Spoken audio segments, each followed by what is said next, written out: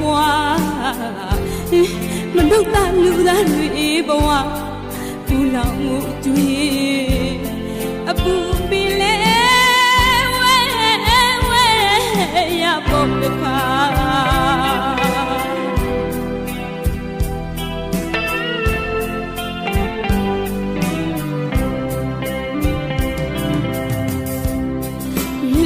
တရား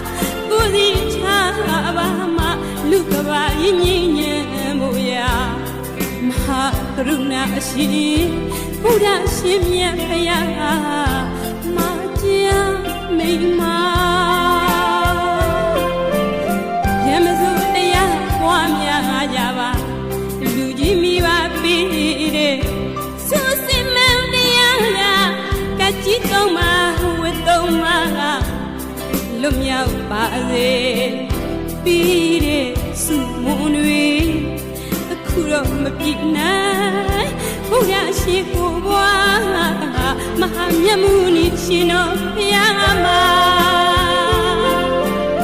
ထက်လောက်ပန်ကြတပည့်တော်တို့အား